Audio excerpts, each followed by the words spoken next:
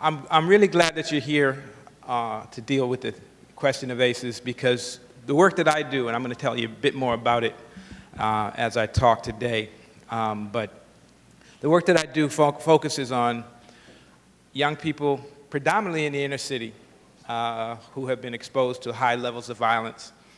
And I've been doing this work for about 15 to 20 years. And similar to many of you, part of what we've had to do in terms of working with issues of violence is come to grips with the issue of trauma over the last 15 years. It's been a real serious issue, obviously. And so we all have been studying and trying to figure this out, and this piece around adverse childhood experiences has become one of the most important pieces of knowledge and breakthroughs that we could have in terms of understanding the issue of trauma. So we'll talk a bit about that. But I'm also going to talk a bit about community trauma, because part of what I've experienced over the last 15 to 20 years is that we've come a long way in terms of some of the ways in which we understand trauma, which were outlined just a little bit earlier, in terms of the individual level. But there are ways in which to understand trauma at multiple levels, and we'll talk a bit about that. All right. But before I do that, I want to tell you a bit about how I came to what I'm going to be talking about. Give you a little bit of idea about who I am and where I came from. I grew up in Boston, Massachusetts.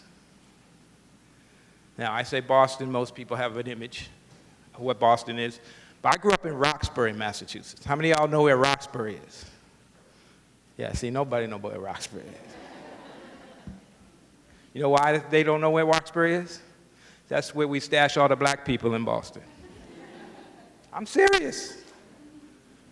Grew up in Roxbury, Boston, but my parents moved there in 1957. When I was first born, it was a mixed income, mixed race neighborhood, okay?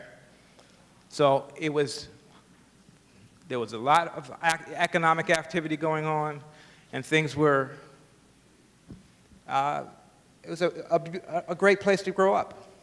Fast forward, 1991, Roxbury is the youth murder capital of the United States. What happened? Part of that is the story that I'm going to be telling you today around community trauma. But what I experienced in Roxbury was, well, let me just back up and say that this concept of community trauma hit home to me as I was working in West Oakland. And I was working in a community where there was an 18-month-old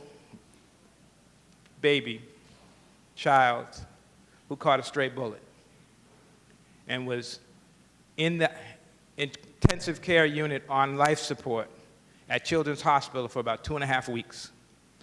And I was going to West Oakland, to this area that they call the Bottoms, and working with the folks who were in the community. It was crystal clear that it wasn't just the family of baby Hiram, who had to go to Children's Hospital every single day, who was being torn apart by what's going on with this child. The entire community was going through that process. And what that did was it catalyzed for me a memory of my childhood. When I was 6 years old, we walked out of our house on Sunday morning to go to church and look across the street, and we see a black plastic bag underneath the mailbox. Didn't think anything of it. We went, got in the car, drove to church. We come home, police cars everywhere, the tape's out, and we come to find out in that bag was my 6-year-old neighbor. Now, that was my first experience of community trauma. We were shocked, we were upset, we were scared. From that point forward, it changed the way we thought about our neighborhood.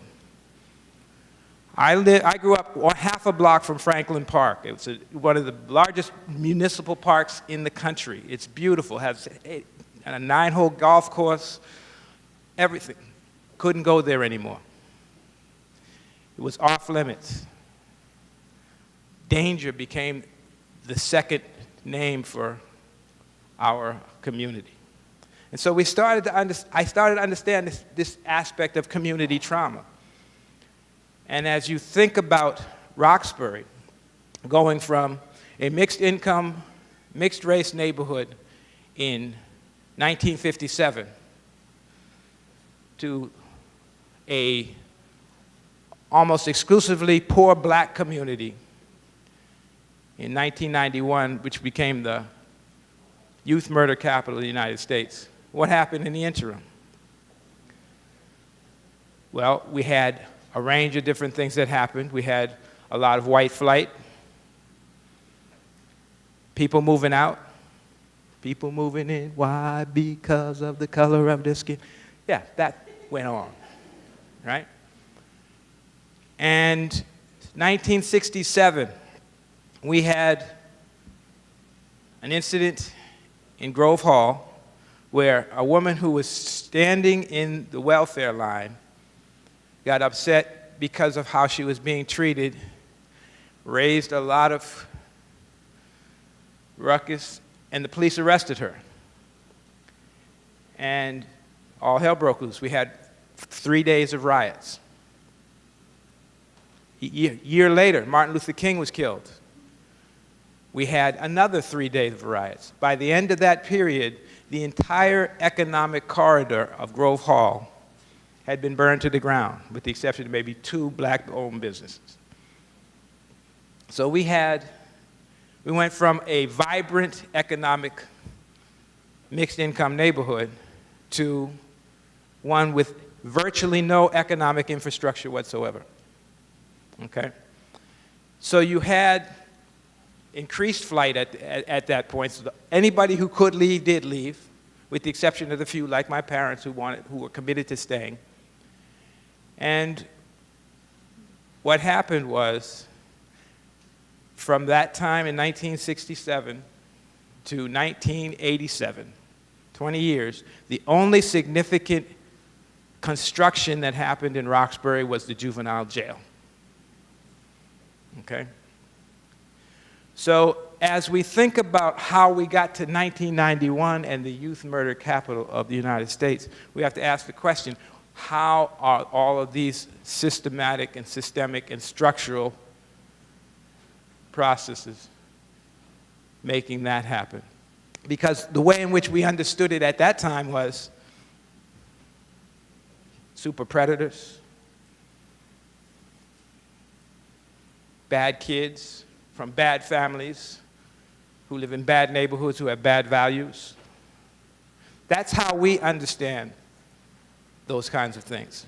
But the reality is we're starting to understand things a bit differently. So I started doing my work in California, in the Bay Area, in the communities. How many of y'all been to San Francisco?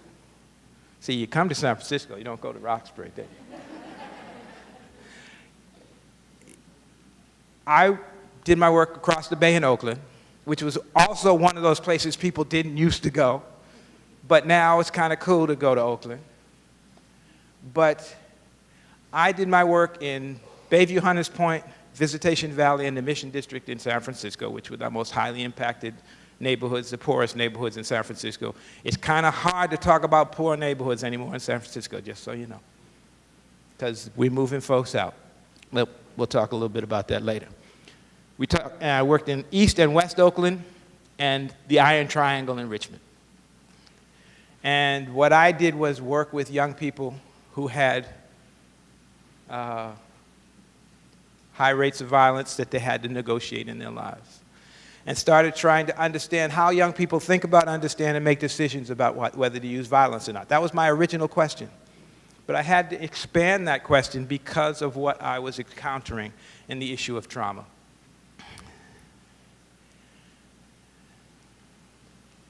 Now,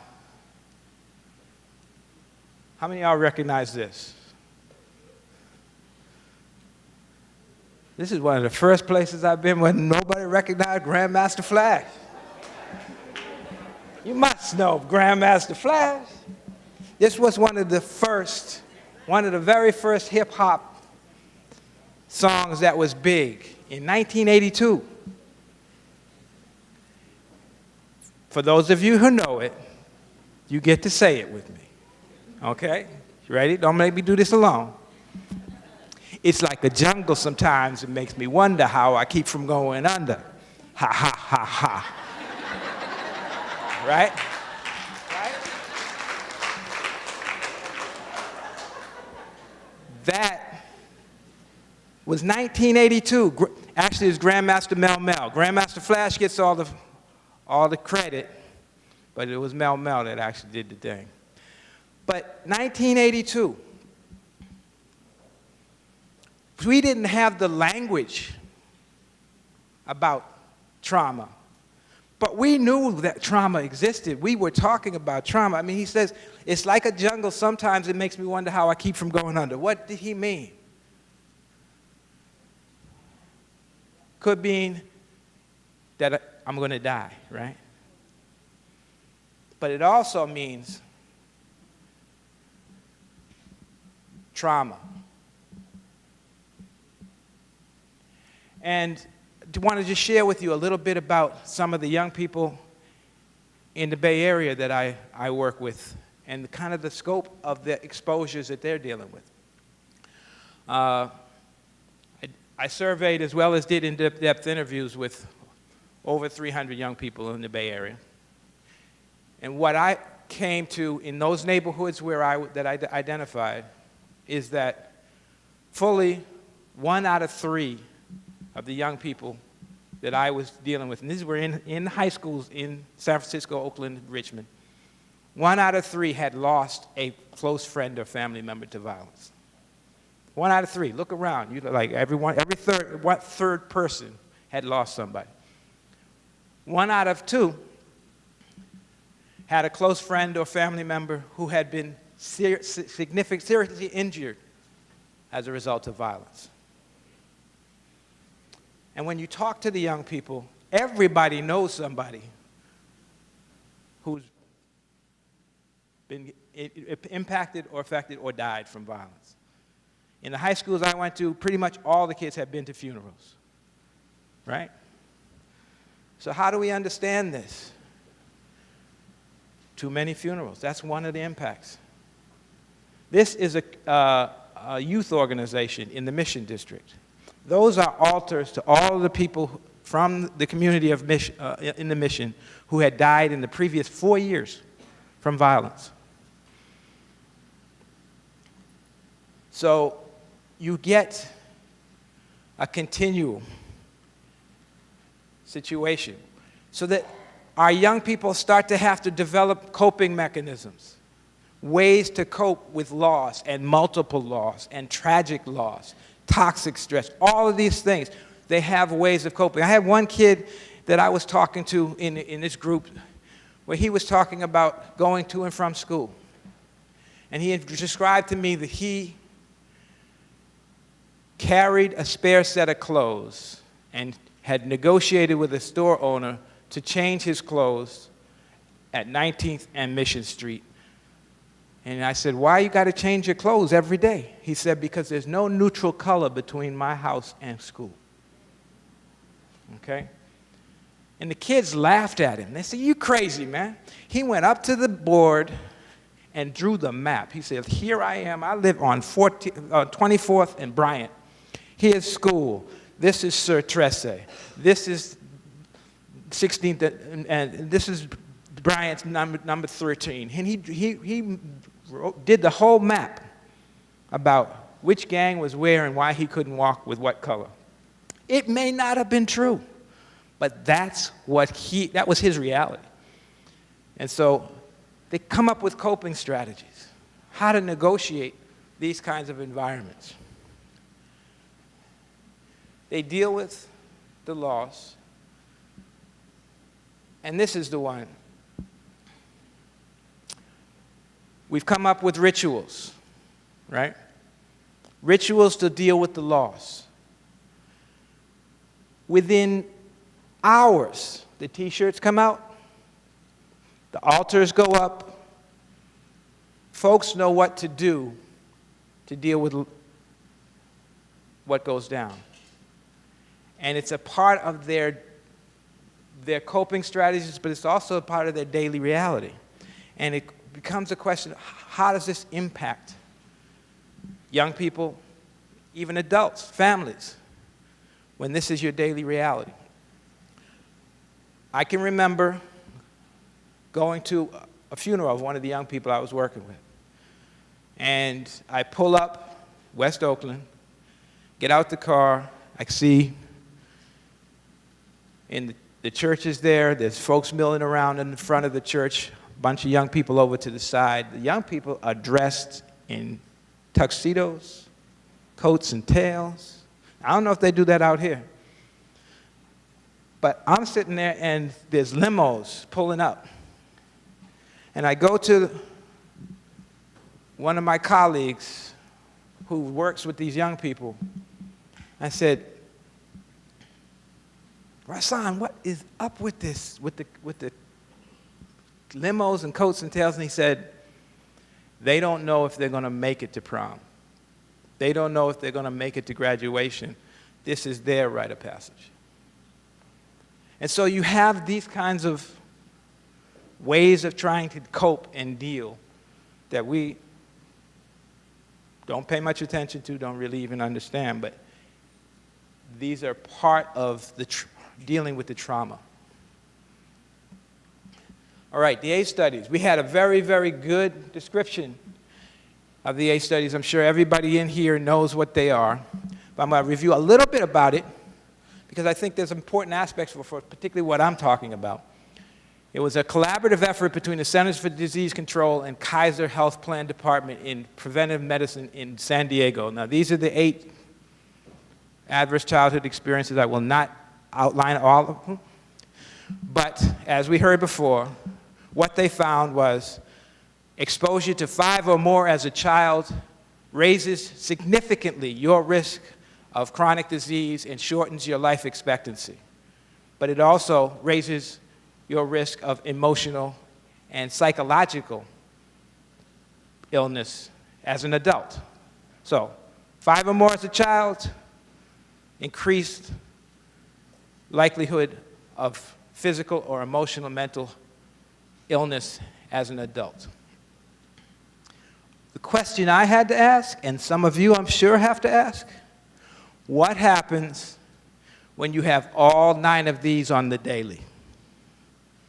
Right? We're not talking about 5 or more over a period of a childhood. We're talking about every single day, every one of those. That's what some of my kids have going on.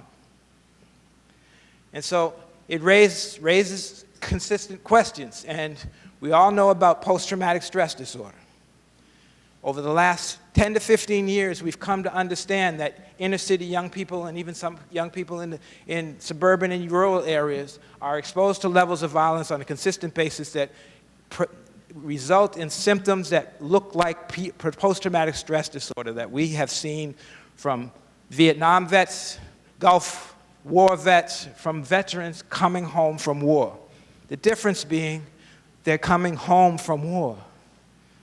They're in a situation exposed to repeated horrific violence, but they leave that and come home to a situation. These young people aren't going home is where some of this trauma is. Home is where some of this violence is. So the P no longer stands for post. It stands for persistent traumatic stress disorder, where you have chronic stress on a daily basis that continually stimulates the trauma, continually has that impact on the brain function and on the behavior, and continually has the problems that we've described. But I'm not going to talk as much about the individual piece there, because I think Dr. Boynton this afternoon is going to address some of that. We had some talk about it this morning. I want to ask the question, what's the relationship between adverse childhood experiences, violence, and symptoms of community trauma? And you're saying, okay, community trauma. I get that. There's lots of people in the communities I work with who are traumatized. That certainly is community trauma. What I'm talking about, and this is a concept that I've come up with called synergistic trauma. And that's the combination of individual trauma from multiple chronic and repeated exposures to violence, which we understand as complex post-traumatic stress disorder, which is chronic and long-term exposure. But it's the combination of that with trauma from structural violence. Okay?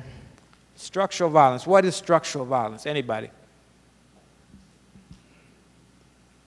Anybody know? Got an idea? I know you have an idea. You just in a big room with lots of people. You don't want to be wrong, so you ain't gonna raise your hand, right? All right. We won't make you have the trauma of going back to school. Structural violence refers to harm that individuals, families, and communities experience from the economic and social structure, social institutions, relations of power, privilege, and inequality and inequity that may harm people and communities by preventing them from meeting their basic needs. Okay? Structural violence. Oop, let me go back. This is my conceptual framework for the system of production of violence in America. Because make no mistake, we mass produce violence in the United States. That's what we do. And our answer, quite frankly, is arm everybody. Let everybody handle it on their own, handle their business. But this is a production process. We mass produce it. Now, I understand, you can't possibly read this. Everybody's squinting, saying, what is that? I can't get it. So I'll break it down for you. At the top, we've got root causes, okay? These are the ideological underpinnings and foundations for the institutions that we have and the ways in which our institutions create inequality, violence, and trauma. Okay, poverty, racism, oppression, inequality, sexism, power dynamics, classism, heteronormativity. And this, keep in mind, these are not exhaustive. I don't think I got it all. This is just to give you an idea of kind of how this all works.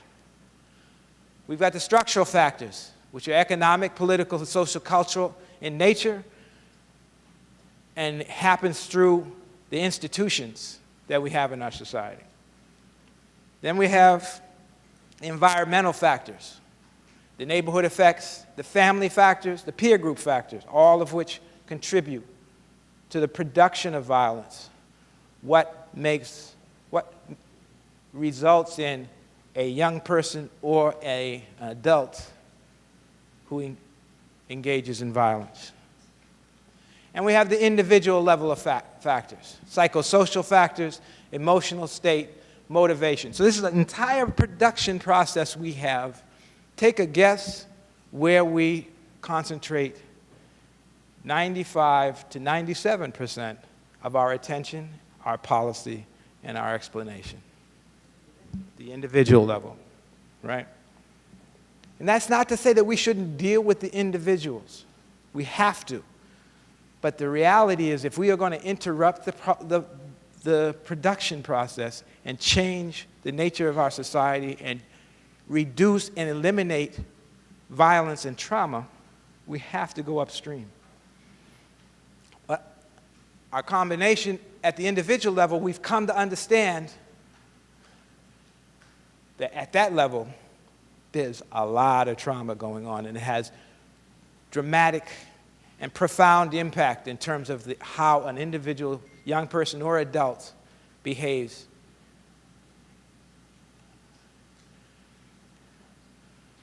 But the root causes, the structural violence, also produce trauma. That's part of the point. And I'm going to talk a lot more about that as we move forward. So what about community trauma? What do I mean by community trauma? How do we understand it? Oh, you keep doing that. Community trauma is not just the aggregate of individuals in a neighborhood who have experienced trauma from exposures to violence. There are manifestations and symptoms of community trauma at the community level. Now again, this comes not just from the work I did in West Oakland, East Oakland, San Francisco, and Richmond, but I also have been a lead partner on something called the Unity Initiative, which is Urban Networks to Increase Thriving Youth, a CDC-funded initiative that's been working on for the last 20 years with 30 different cities around the country on developing comprehensive violence prevention planning and implementation, okay? And a lot of this comes from what I'm learning from communities around the country, as well as my experience growing up in Roxbury. And Roxbury, Boston, is one of the cities that we work with, along with Chicago, which we all know has high impacts these days, Seattle, New York, Washington, D.C., Louisville, New Orleans. There's a whole range, Minneapolis. And so all of this, everybody's talking about, yes, our communities are traumatized, but most folks are saying that they have communities with high concentrations of people who have trauma, which is true. But we're also talking about the aspects of the community that have been traumatized and harmed. So community trauma is the cumulative and synergistic impact of regular incidents of interpersonal violence, historical and intergenerational violence, and continual exposure to structural violence. Okay? I don't have a lot of time to talk about historical and intergenerational violence, but this is a part of it, understanding that many of these communities have historic and long-term impacts of violence, and particularly structural violence. So, I work with the Prevention Institute in Oakland, and we have identified 3 domains, and this is what many folks in the field have different ways of talking about this, but we have 3 domains of healthy communities. And by that, how do I define a healthy community? A healthy community functions as the fabric and foundation of resiliency for individuals and families to deal with stress, to deal with violence, to deal with aspects of their life. So this is the fabric and foundation of resiliency in healthy communities is located in the physical and built environment, or the place, in the people, which is the social and cultural environment, and in the structure of economic and educational opportunity. Okay? So healthy communities have all of these.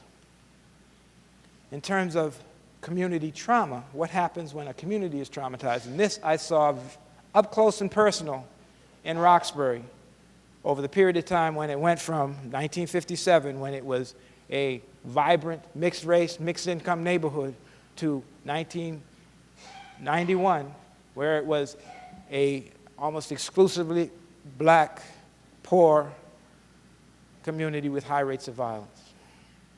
What did it look like by then? The entire economic infrastructure of Grove Hall had been burned out and disappeared. And we had all of these. Okay, I'm going to have to go up front because I can't read from back here. Okay, I'll speak up a little. So, these are what happens when you have community trauma in each of these domains. Again, you can't read it, so we'll break it down. Physical built environment, you got deteriorated environments and unhealthy, often dangerous public spaces with crumbling built environments. What did that mean in Roxbury? Couldn't play in Franklin Park no more. The park was in decay. The streets were unsafe. The buildings were falling down. We had abandoned buildings, brownfields, all of that was part of the landscape in Roxbury. By the way, I went back 2 years ago to Roxbury. My mother sold her house about 6 years ago, but I went back 2 years ago, and it looked quite different. And I knew that things had changed because I saw a young white woman in spandex running down the street with the stroller. And I said, game over, right? They were moving us out. So that's another element of community trauma, and something to keep in mind as we talk about how to improve these community conditions, is that if we are successful, the next stage of community trauma is dislocation and gentrification. So part of the question we have to ask continually as we try to improve these environments is, how do we maintain and sustain neighborhoods and communities that we're able to and successful in improving? Okay, so that's place. That's a housing project. I know you thought it was a jail, didn't you? That's a housing project in San Francisco. We are actually in the process of tearing this down, and I'll talk a bit about that process in a bit. But this is what they were doing, how they were building public housing, right? Economic and educational environment, intergenerational poverty, long-term unemployment, relocation of businesses, corporations and jobs, limited employment opportunities, and government and private disinvestment. You know what that is? Anybody? What do you think that is? That's our playground. Any mystery as to where they think these kids are headed? This is an actual playground in Brooklyn, New York, that we took the pictures, included it in our presentations. They got wind of it, somebody saw it, said, oh, okay, we better change this. They've since taken it down. They've understood that, okay, this is a problem. But this is part of the point, is that we have a range of different things, part of which is a narrative about communities that has impact on how communities view themselves, see themselves, and how the individuals, particularly the young people, start to see themselves and their possibilities. So we have, in the social cultural environment, damaged, fragmented, or disrupted social relations, social networks, and infrastructures of social support, low sense of collective political and social efficacy, and an elevation of destructive social norms promoting violence and unhealthy behaviors over affirming, community-oriented, positive social norms. This last one gets me in trouble often, because we have this thing about not wanting to air our dirty laundry. And I get that. But part of it is we have to speak truth about what we had going on in order to be able to change it. And I, working with the young people over the years, was faced with having to figure out and understand a 15-year-old girl who stands before me and says her aspiration is to get pimped out. How do I make sense of that? All I can say is that's community trauma. There's a set of norms that have been elevated that are destructive and problematic. And it's happening systematically, and it's being reproduced by the ways in which we organize our society. So pimp culture, thug culture, all of these are symptoms of community trauma. So you get this. This could have been an article about Roxbury in 1991. It's an article about East Oakland in what we call the 80s. Deep East Oakland. In the 80s that's the numbers of the streets where folks are, and it's life in the killing zone. That's what they call it. So you have kids who, you say, well, where are you from? You say, I'm from the killing zone. What happens when the narrative of your community is such that you are internalizing these kinds of messages? And we talked about the altars that spring up in communities where violence is a problem. And this was up on the hill going up Palau Street in San Francisco and Bayview Hunters Point. And every time I would go to Bayview, every couple of weeks, I'd see another altar spring up. What does it do to a young person who continually walks by a new altar in their community, and they say, okay, they dropped another one. It has an impact. It has a traumatic impact, and it has an impact on how they view themselves, their community, their life possibilities. So these are the factors that we identified were part of a healthy community that helps to form the fabric and foundation of resiliency for young people, for children, for families. What happens when those are traumatized? What happens when you have communities that are traumatized? And I know some of you all can just visualize the communities you work in and say, okay, there, I recognize that, right? What happens when your neighborhood, when your community is part of what's killing you? And now this is about environmental racism and high levels of toxic elements in poor, often communities of color. But that in and of itself is part of structural violence, right? And it's beyond that. It's all of the dynamics of a community that provide toxic stress and help to shorten life, increase illness and disease. So, I'm not just going to give you the bad news. We want to talk a bit about how do we deal with this, right?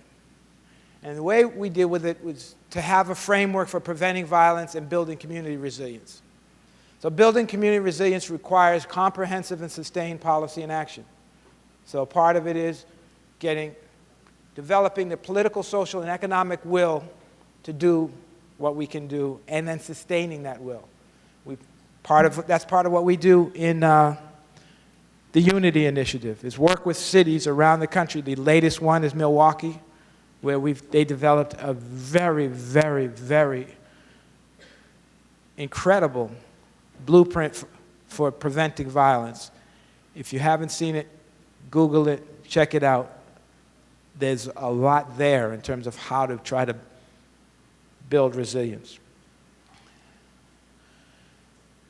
Community resilience is the ability of a community to recover from and or thrive despite the prevalence of adverse conditions. And we add that because in working with Milwaukee, we had community meetings where community folks said, well, wait a minute, you're talking about making us comfortable with our adversity. And what we said was, no, we're just being real. It ain't ending tomorrow. Structural violence is not ending tomorrow. Institutional racism is not ending tomorrow. We do need to equip ourselves to be able to not just cope, but to even thrive in the face of toxic stress, of institutional, of structural violence. And so that's what this is about. In the context of community-level trauma, this means putting the conditions in place in which the community can heal from trauma and or be protected against the impact of trauma. So, in terms of built environment, that means create safer public spaces through improvements in the built environment by addressing parks, housing quality, and transportation, and reclaiming and improving public spaces, which is, we all know this. This is what we need to do. So how do we create spaces that are safe, that promote health and well-being? But then again, like I said, then how do we sustain folks in that place? Because that's what we did in Roxbury, and that's what we've been doing in Oakland, and that's what we did in areas of San Francisco, is we've improved the quality of life, the safety, and then the market takes over. And I don't know whether it's happening in the large cities here, but in the Bay Area, a lot of the people who I work with, who used to live in Oakland, who used to live in San Francisco, now live in Vallejo, live in Antioch, they live as far away as Stockton. They're getting moved out. And the difference between those two places is in San Francisco and Oakland, we have money. The tax base is high. We spend money. They actually spend a fair amount on social services. You go to Stockton, it's a services desert. So you have displacement as a result of that. So that is a key element in what we're trying to do, is to maintain and sustain healthy communities, as well as to promote the healing that is necessary for the community trauma and for individual trauma to be reduced and eliminated. So, trauma-informed community building, which is a model for strengthening communities in the trauma-infected neighborhoods. This is Bridge Housing, which is an organization in San Francisco, which is working to organize and deal with public housing. Now, you saw the picture that I showed you earlier of the public housing project that looked like a jail. That has come down, and they're in the process of replacing it. But what they do is they have what's called rotational replacement, where they wait for the vacancy rate through natural attrition to reach 1/4 to 1/3. And then they move everybody into those units in the other 3/4 to 2/3, and they replace that 1/3, and then they move people. And then by 3 or 4 rotations, they've replaced the housing, and people are still in the community and the neighborhood. Because the normal way we do this is we give people vouchers, right? We say, hey, here's a voucher. We're going to make this much, much better. Come back in 3 years. You know how many people come back? Very, very few. So this is a way to kind of maintain and sustain physically people who are there. As a part of this process, they started working with the residents in the housing community. The first thing they did was just did walking tours. They said, well, what's going on? It's unsafe for our kids to go to school. I said, well, let's all walk together.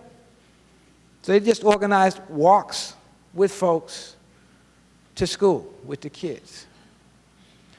And then they'd have kind of activities with the kids on the way to school. And then the kids were at school. On the way back, they held conversations about what are the kinds of things they wanted to change in their community. So they'd pass a place and one say, yeah, this is a real problematic block right here.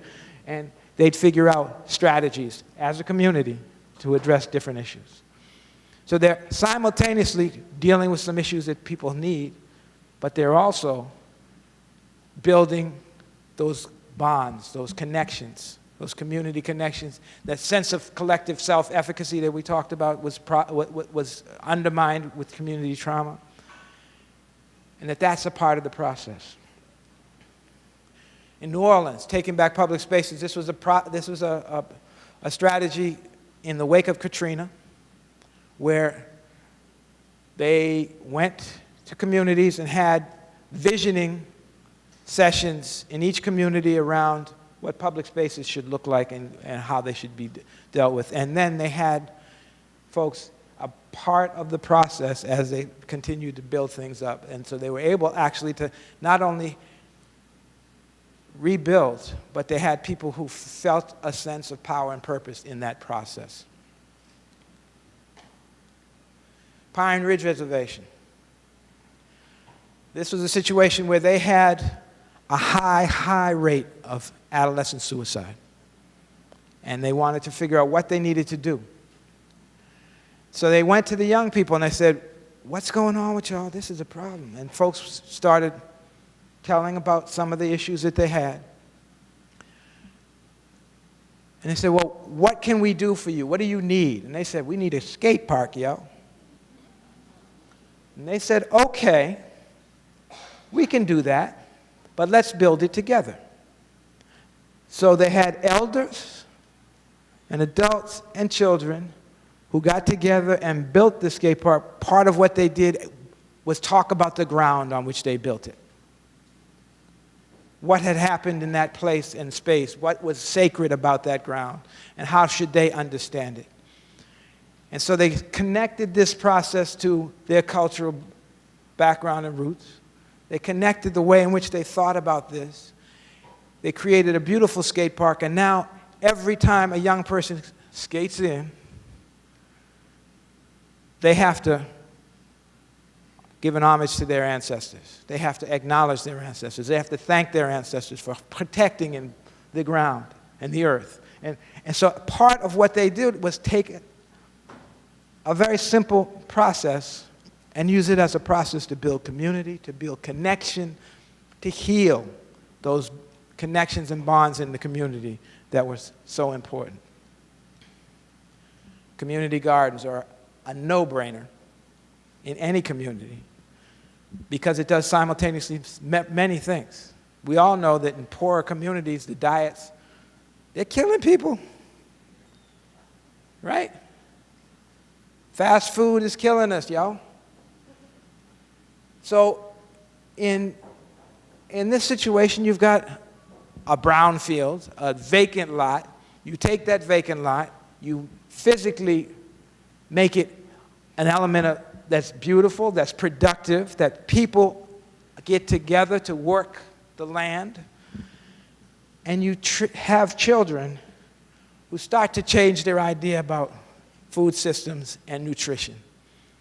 And it's all within an intergenerational framework where they are getting connected with their adults and the elders in the community. And they can get an understanding of how they can be involved in improving their community. In terms of economic and educational environment, you've got restorative justice, healing circles, economic empowerment, opportunity and workforce development, strategies to increase community wealth and resources that can resist economic pressures and result in dislocation and gentrification. Restorative justice. How many of y'all have been involved in a restorative justice program? Okay. How many of y'all know what it is? Y'all need to learn this one. This is one of the most important potential innovations that you can utilize at a community level, at a municipal level, at a societal level, to shift and change the way in which we think about our relationships to each other, the way in which we deal with conflict, the way in which we deal with so-called crime, and flips the script at an early stage on how we construct young people and adults who either get in beef with each other or transgress in one way or another. Restorative justice is the idea that you bring people together, both the so-called victim and the so-called perpetrator, and you have them deal with the impact that the act has had on the perpetrator and on the victim, and figure out ways in which to make restitution. But it expands the circle of responsibility and of impact to the community so that we can understand that, for example, the young man who shot the bullet that killed baby Hiram had impacts beyond the baby and the baby's family, but the whole community. Now, that's a heavy one to think about having restorative justice around when you got a bullet that's killed an 18-month-old, but just think about the power of being able to engage a young person who had done that act in understanding the scope of damage and hurt that they had incurred and committing to trying to make it right.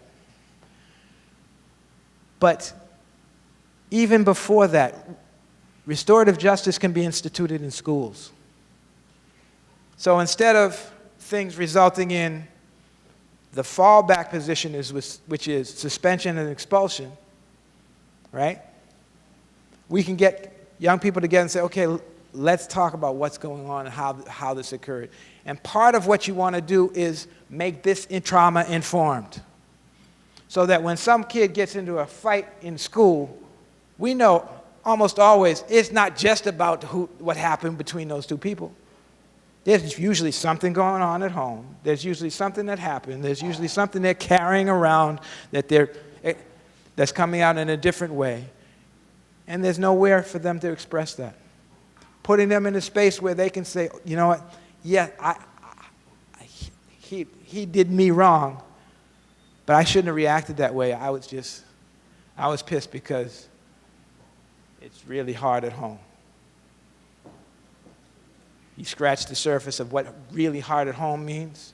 You come to find out, okay, there's some problems and perhaps violence going on. There's a whole range of different things. It's understanding that one act has a range of context, that if we pause to understand that we can begin to get young people and adults to change their decisions because they feel a sense of responsibility beyond just themselves.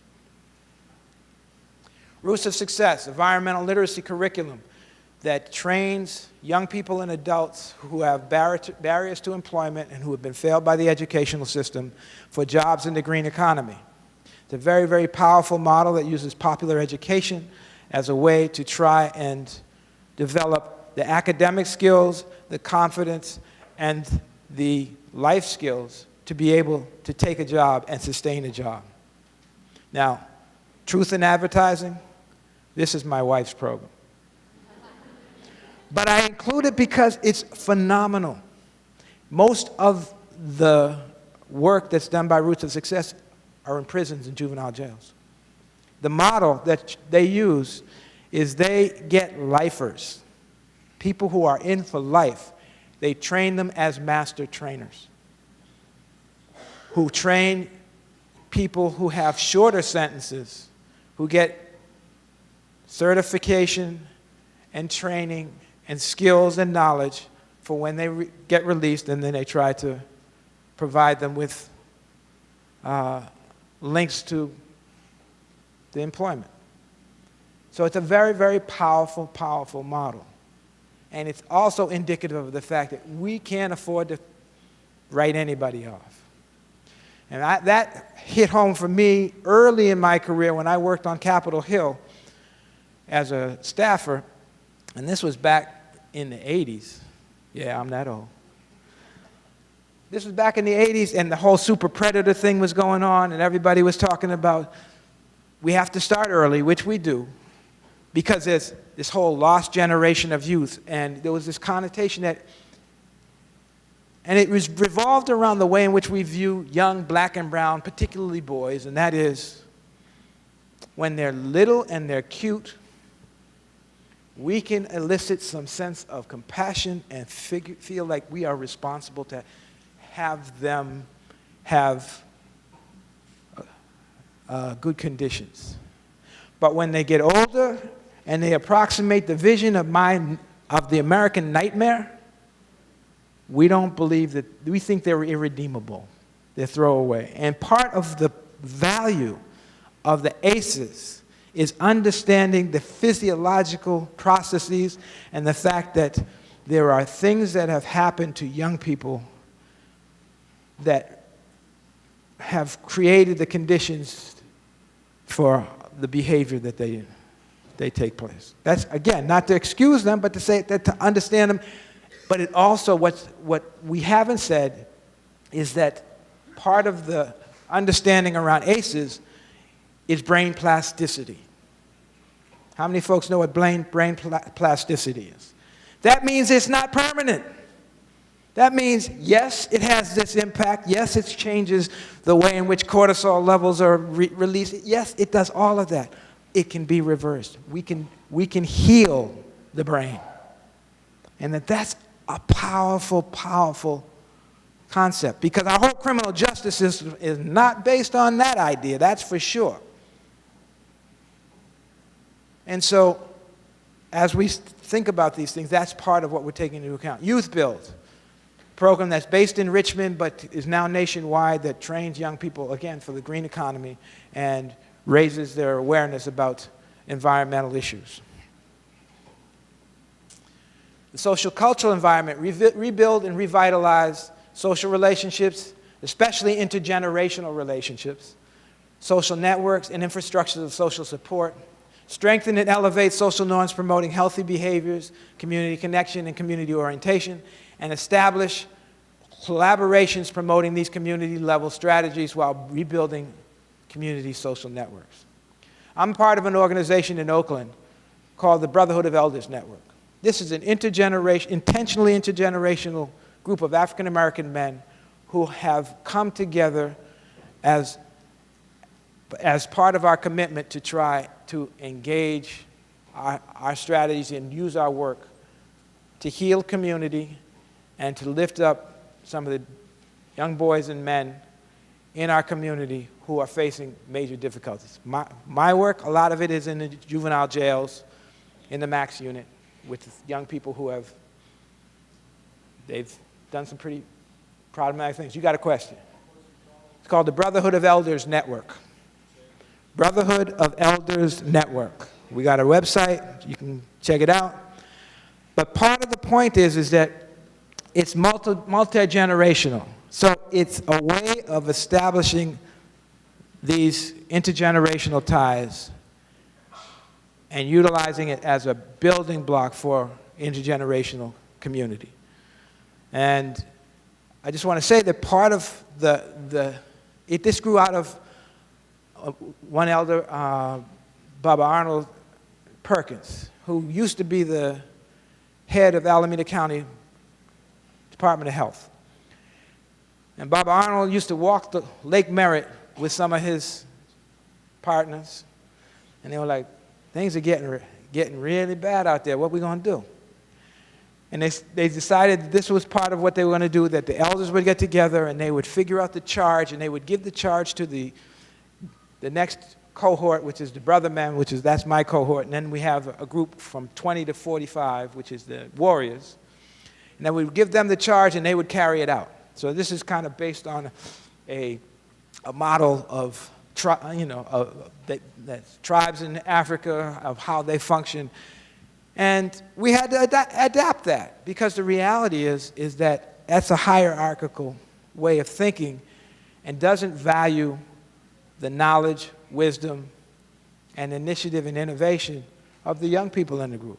And they were pushing back. They were like, yo, we got something to say. We got things, we have some ideas that y'all don't. And they said, y'all don't really get it. You ain't been out here. Or if you have been out here, it's been a long time since you've been out here. And they were right. And so we had to adapt that. And I say that to say that part of our challenge is to figure out ways to unleash the power of our young people, because we don't figure out ways to both provide space for them to heal, but also to take their leadership in terms of dealing with the solutions for our communities. And that's critical for a healthy community.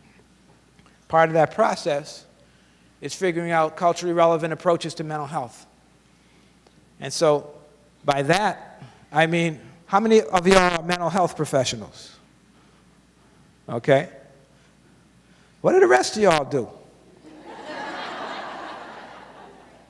What you doing here? Anyway, culturally relevant approaches to mental health. The idea is that the young people I'm dealing with, they're not really feeling going into a clinic and getting mental health services. That's good for some people, and we have a lot of approaches and modalities for dealing with trauma, right, from CBT to a whole range of them, right?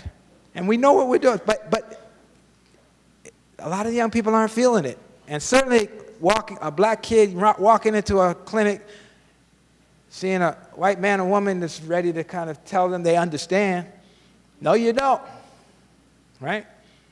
So this is a way to kind of acknowledge that in every community I've worked with around the country, there are people on the ground doing this work who have developed what I call indigenous-based healing practices that not necessarily need to be used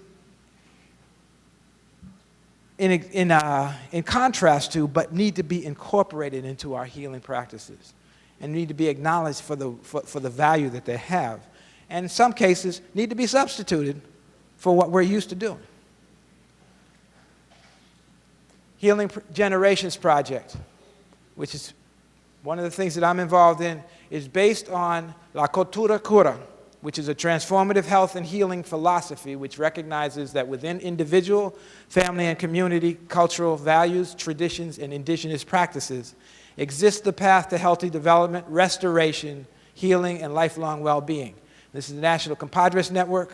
Brother Jerry Teo, if you haven't heard of Jerry, you should check him out. This is an incredibly powerful approach to doing work with young people and adults and building community in Latino and African American communities. We are currently developing something called the Healing Generations Institute in California, which is a collaboration between the Brotherhood of Elders Network and the National Compadres Network. A very, very, I think, revolutionary and powerful model for collaboration between black and brown, African American and Latino communities around healing our communities as we not just reconnect and regenerate the bonds of intergenerationalism, but reconnecting communities across race and class. And I think that for me anyway, it's a very, very powerful example. Lakota Mental Health First Aid, the Rosebud Reservation, uses Native American principles for how they organize their healing practices and their therapeutic practices. So understanding that if you're going to have somebody who's going to go through traditional therapy and modes of therapy, that you can incorporate different cultural practices which will allow people to be not just more open to it, but also help them to connect to healing aspects of their cultural heritage. Finally, change the narrative about community and the people in it. Shift in community social norms, organize and promote positive community activity. And I say that because we get together when somebody dies or when something's happening politically that's really dangerous to us. Unfortunately, we don't get together enough around the positive things that are happening day to day on the daily. And that's part of what we need to do as well, celebrate what we do. Provide a voice and element of power for community folks around shifting and changing environmental factors as well as the structural factors. So, Teens in Action, situation in Louisville, Kentucky, where they wanted to do some school reform. And some of the young people actually went to them and said, you can't do this without us. We're the ones who you want to have impact. So they said, okay, what do you want us to do? The youth said, okay, give us a minute. They went away, they did some research, they did a bunch of different things. Then they came back and did a whole presentation, which you're seeing right now, in front of the school district about different ways in which they'd like their schools to be organized, different curriculums that they'd like to be incorporated, different approaches. And they talked about trauma-informed pedagogy and how you can shift and change the way that you structure classrooms, you shift and change the way you train your teachers to respond to behavior problems, to understand that those behavior problems rise out of not just a kid who's a bad seed, but a kid who's being either violated, damaged, or traumatized at home or in the community. And that there's no reason for you to add to that by violating and traumatizing them in school. Because think about it, what do we do with young people who are traumatized? We put them in traumatizing systems, whether it's schools that continually suspend and expel particularly young African American boys at a higher rate than anyone else, or you put them into the juvenile justice system, you put them into foster care, you put all of these, and it's not to say we shouldn't have foster care or we shouldn't have juvenile justice system. The question is, are they trauma-informed? Do we acknowledge the fact that these young people have been harmed and they are acting out of that pain, that trauma, in terms of the behavior that they exhibit? So that's a part of it, right? Spoken word. How many of y'all have been to a spoken word event? The rest of y'all, that's your homework. When you do go, what you will find is one of the most powerful spaces that you will ever go to. One of the most powerful spaces you will ever go to, where you will see young people who are be able to speak through their pain, express their pain, to express themselves, to speak truth to power, to feel a sense of worth in an environment and a space and a community that lifts them up, affirms them, and heals them through their pain. Because there's some heavy stuff that folks be talking about in these spoken words. Everything from being abused at home to being raped by their boyfriend to losing a friend or partner on the street, to you name it. And they're able to express that pain in a community setting where they get acknowledgement. Because part of the trauma is folks not acknowledging your pain. Part of the trauma is people not seeing. And so one of the things, when we go into the max unit in Alameda County Juvenile Jail, one of the most powerful things that we do is we're there. We're just being there. Just saying, I see you. I acknowledge you. You are valuable. You are a beautiful human being. You are not defined by what you did. You are defined by the decisions you make to move forward. And how do you do that? We're going to help you to figure out how to make better decisions. So your spoken word does all of that, but the other thing it does, it flips the script on how we conceptualize and construct young people. Right? Because you'll see folks who are incredibly articulate, they do things with words I couldn't come close to the way in which these cats do it. And the aspect of flipping that script is critically important because we need to kind of figure out how we're going to change the way we construct, understand, and elevate young people in our society. RISE, again, this is one to Google. It's a youth organization in Richmond that arose out of several shootings of young people in Richmond about 5 or 6 years ago, where it was an epidemic, there was a crisis, the school district and the city council came together and said, what are we going to do? They met with young people, and the young people said, yeah, this is a problem, but you want to know what we need? We need a youth program. We need a youth center, but we don't need you all to run it. Because y'all usually fucking up.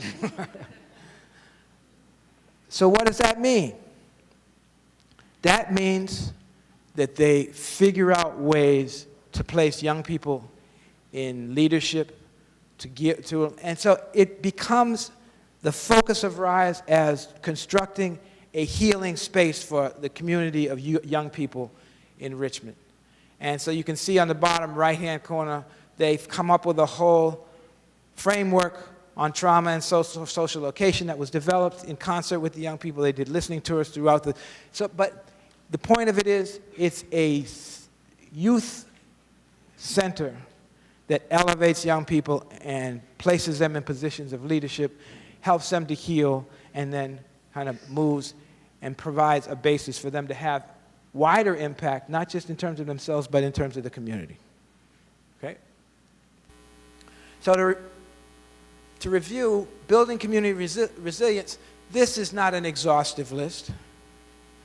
This is just some of the elements that I've experienced and worked with through my work across the country of things that help to heal communities and help to rebuild communities into the fabric and foundation of resiliency that they are intended to be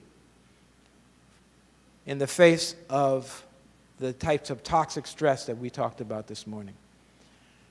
So all of these are incredibly useful. I would say, think about it. Some of you all probably are working with programs, strategies, and organizations that use one or another of these. And that's good. Part of what I'm saying also is to be mindful about the way in which you organize these to try and make sure that you simultaneously are rebuilding intergenerational bonds and communities, that you're changing public spaces, that you can do things simultaneously that help to rebuild and heal communities on multiple levels. And then once we do that, my last thing that I'll say is, I come back to the message that I said before. We oftentimes think that a measure of a society is how we treat our young people, how we treat our children. And you can often tell the health of a society by the health of the children and the health of the youth. And it's my impression that in terms of how do we want to do this, that part of what we need to do is get to the point where we can follow our young people.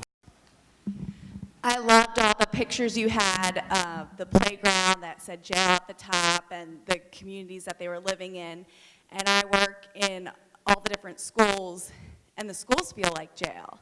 They're on lockdown. The energy can't even move through the schools because the doors are closed. What do you find in your studies about that? Well, that goes to what I talked about in terms of placing traumatized young people in traumatizing institutions and spaces. I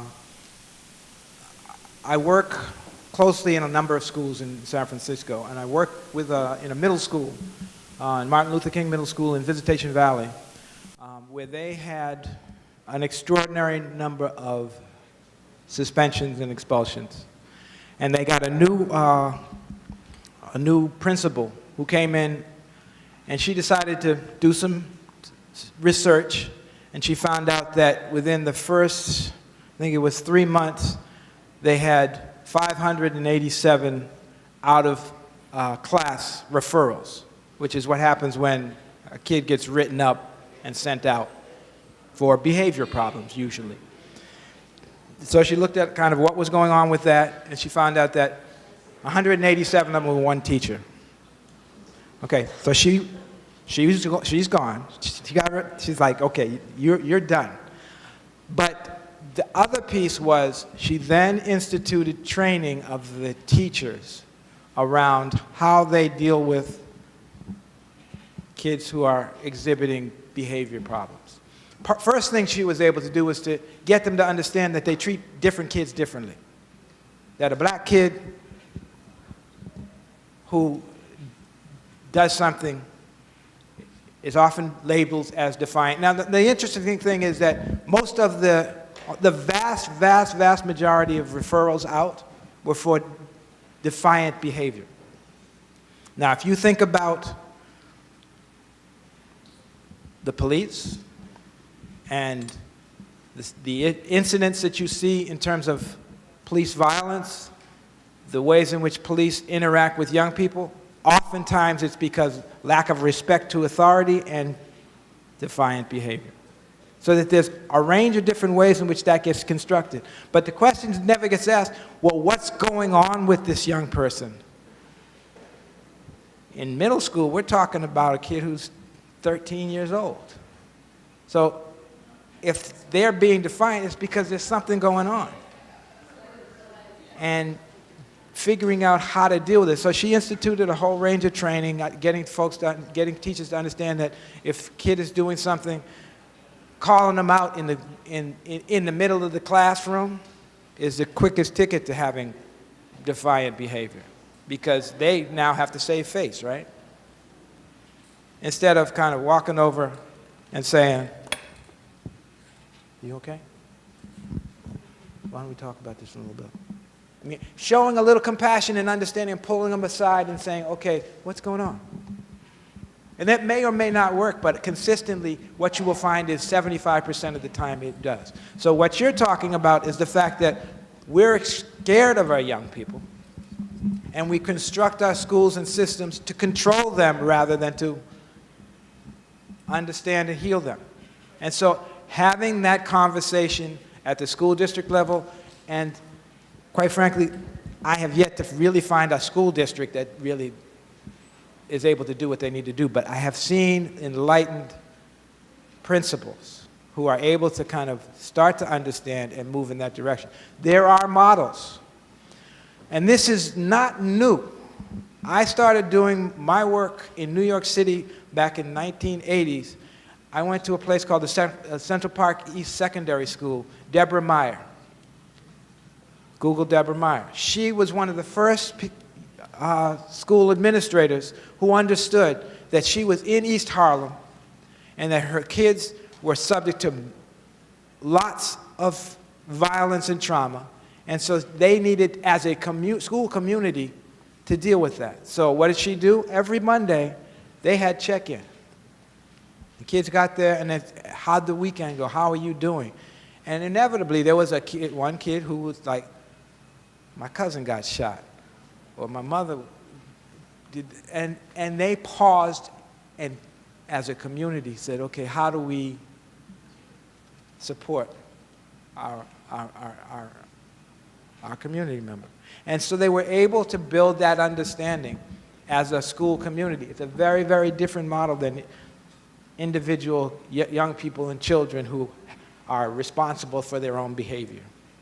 So the answer to your question is there's models out there and there's ways, but yeah, I've worked with different schools and that idea of trauma-informed pedagogy and systems is one that's really starting to develop and catch on at local levels and at regional levels around that. And so there are models, and if you want to talk a little bit more afterwards, we can do that too. Okay, I think we have time for one more question. First, thank you for a wonderful presentation. We appreciate you bringing all this information to us. And I have a question about money. Don't we all? Repairing sidewalks, making beautiful playgrounds and skate. You know, you have to get the people who control the money, which is our elected officials, on board. So what is your experience with doing that? Just in a nutshell, I guess. Yeah, you know, that's one of the hardest things to do, is to develop the social, economic, and political will to do some of the things we already know that we should be doing. And part of that point is that the way in which politics are organized is you have communities that have higher rates of resources and higher social and cultural capital and more political juice than under-resourced communities, which generally don't. And so what's partly behind your question is, how do we get the folks who have juice to value what's going on in under-resourced communities? And that's a hard question. Part of it has to do with getting folks to understand and buy into the idea that we can actually prevent violence, improve neighborhoods, and that once we do that, all of our communities in the whole city gains as a result of that. That's a hard sell, because politicians they're doing very, very different things. I'll only say that what we have found through Unity is that it is key to be able to find a way for particularly mayors in strong mayoral models to be on board and understand what is necessary. And I'll just tell the story about Minneapolis. Minneapolis had high rates of violence in North Minneapolis, which is the black community in Minneapolis. And there was a guy named Bob Samuels. And he lived there, and his neighbor was shot and killed. And he said he'd had enough. He was a community organizer, and he said he'd had enough. He decided he was going to do vigil. And so he went out, and when you do vigil in Minneapolis in the wintertime, that's some vigil, yo. Okay? So he's out there with the barrel and burning the wood, and he goes 3 days at every single homicide in Minneapolis. He showed up and did vigil. And he invited people to join him. And finally, he got the mayor to come out And the mayor came out, and it was because the mayor was, and this was Rybeck, and Mayor Rybeck he cared, and so he came out, but, you know, part of it was the politics was, yeah, he should go out. So he got out there, and the community folks heard he was there and came out, and they started doing testimony. They were like, this is terrible, but let me tell you about kind of what things are like every day. And they went through all of that, and he came out of that experience with a commitment, and they went through a process in Minneapolis of developing their blueprint for action, which was very, very influential and important. And I'll just say one thing about it, and then I'll break. But one of the things they did was they had community meetings, and they met throughout. So they had all the stakeholders, and they developed all these priorities, and they had a list of maybe 40 or 50 areas and priorities. And they finally, toward the end of the process, they convened some young people.